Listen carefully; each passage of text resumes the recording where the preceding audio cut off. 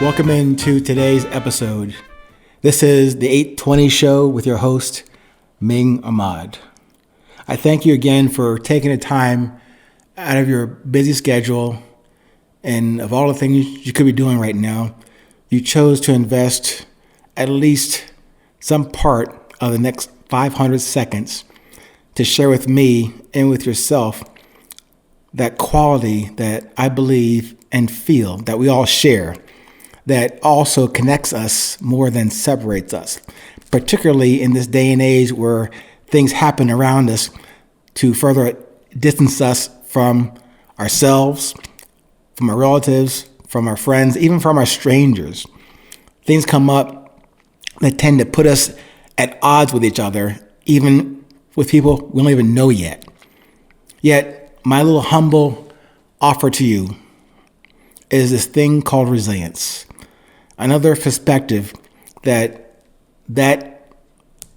goes along with my guarantee to you in every episode. I guarantee to change your perspective on this present moment.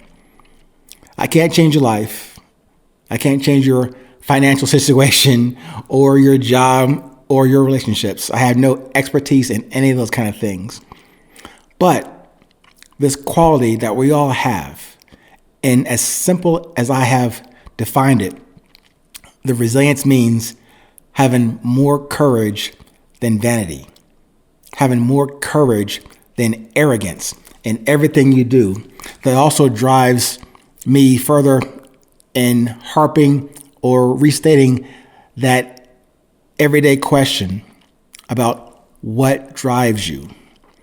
I'm trying to ask you about coming to an appreciation and a definition, and then also the application of your beauty.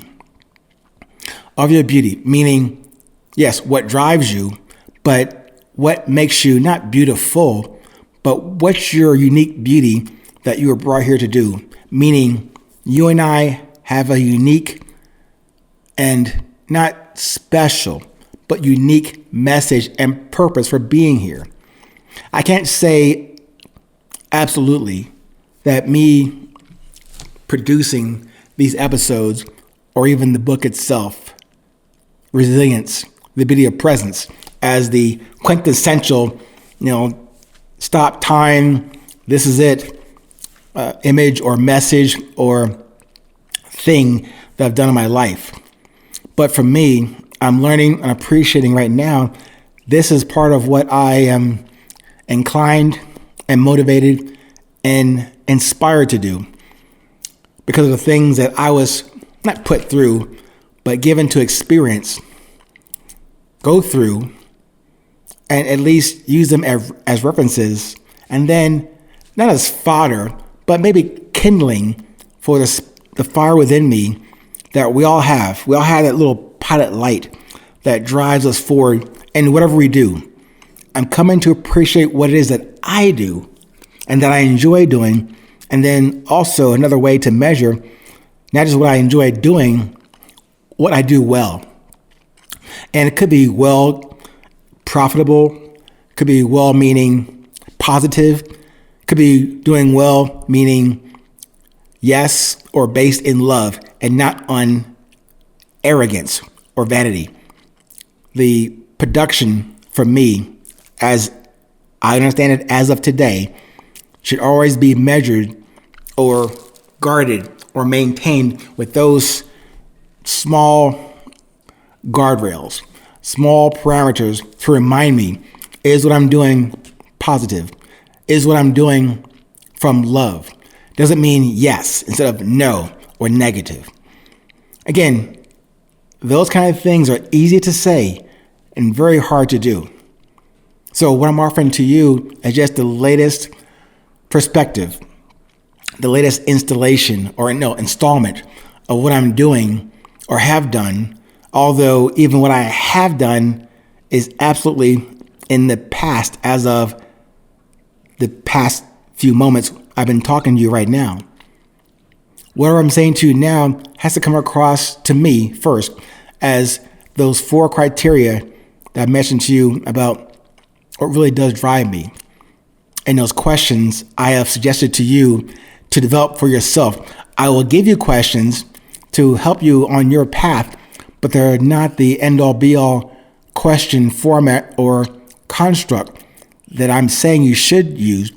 But if you haven't done them for yourself, use them as your low-level, absolutely on-the-ground baseline for how you decide to define these questions and then announce them or enunciate them for yourself.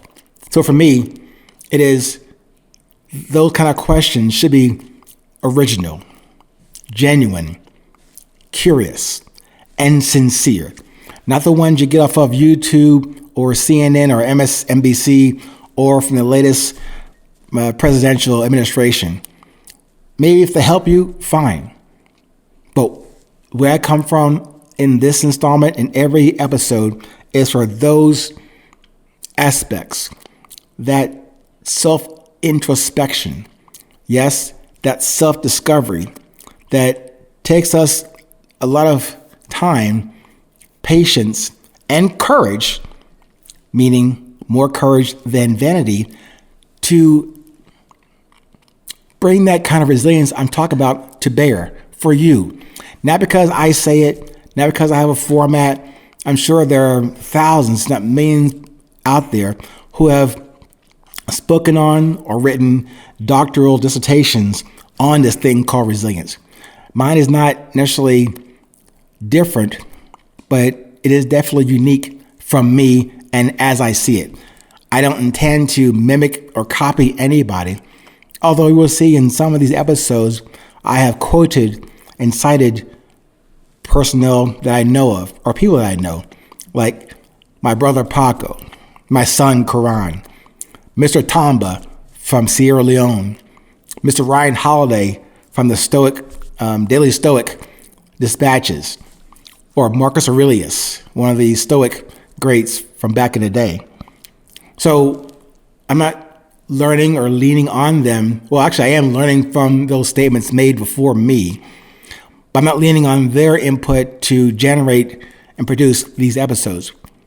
When necessary, I will cite what they have said that I have read that resonates with me to include in what I'm understanding on my journey. It may or may not make sense to you, may or may not connect with you on your daily journey. However, I give it to you, share it with you for your nutritional digestion, I hope. Something you can use that's positive, that is that's of love. And from me, from a guy you never met before, don't even know from the dirt on the ground. But my proposition to you is this thing about resilience, that in general is what drives me to even share these moments with you that you chose to share with me. And I thank you once again. Until we have another now, please stay current, stay present, and remember, it is always 8:20.